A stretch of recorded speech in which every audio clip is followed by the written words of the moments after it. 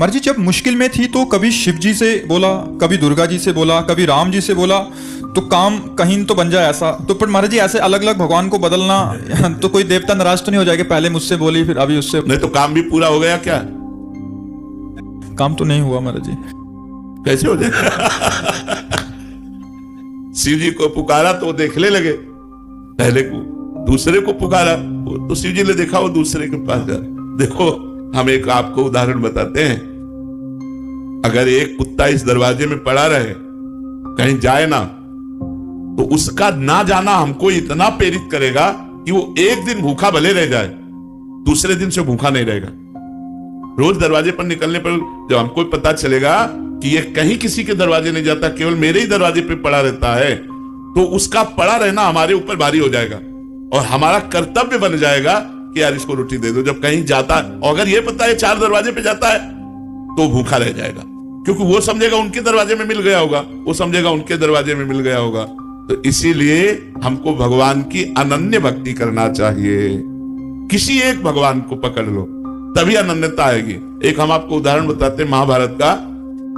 उपमन्यु नाम के एक ऋषि थे, उनके पिता पहले ऋषि मुनि सब जंगल में वास करते थे, गृहस्थ होते हुए भी, तो वो कभी किसी से दान नहीं लेते थे।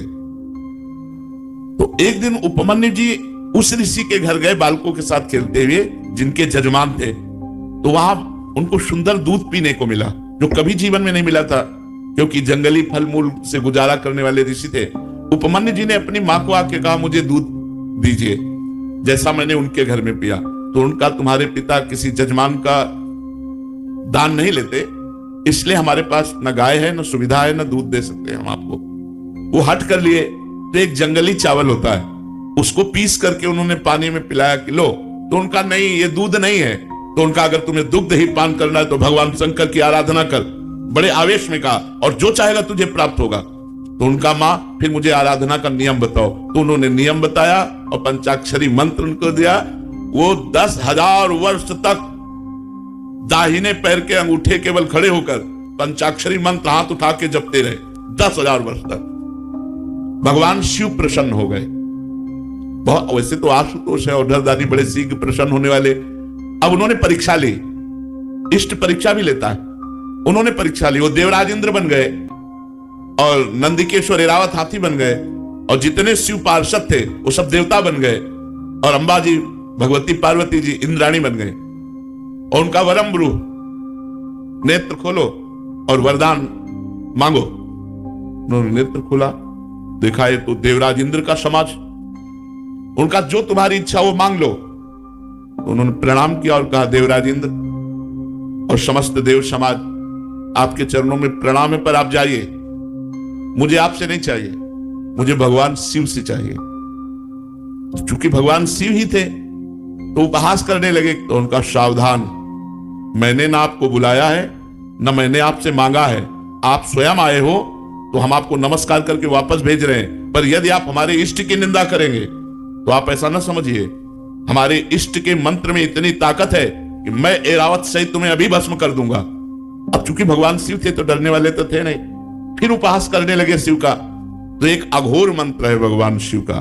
हम लोग जब संन्यास मार्ग में थे तो उस मंत्र का परिचय हमें प्राप्त है।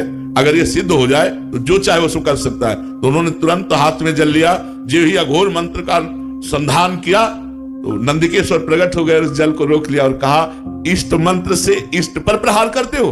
तब देखा तो भगवान शंकर, पार्वती और समस्त पार्षदगण, तो उनका, त्राहिमाम शरणागत वत्सल भगवान शिव रक्षा करो, हमने तो देवराज इंद्र समझकर प्रहार किया। बोले, नहीं वत्स, मैं तुम्हारी परीक्षा लेने आया था कि देखें तुम एकनिष्ठ हो या केवल अपनी चाह पूर्ति करने वाले, जैसे आपने प्रश्न किया। अब बोलो क्या चाहते हो? तो उनका, जो हमारी कामना थी उसकी पूर्ति होनी चाहिए। तो उनका, क्षीर समुद्र से, जिसमें भगवान शयन करते हैं, उस क्षीर समुद्र से रोज तुम्हें दुग्ध आएगा, और अजरश्चैव अमरश्चैव, और जब तुम हमें याद करोगे मैं प्रकट हो जाऊंगा। तो अनन्य निष्ठा से ही वस्तु की प्राप्ति होती है।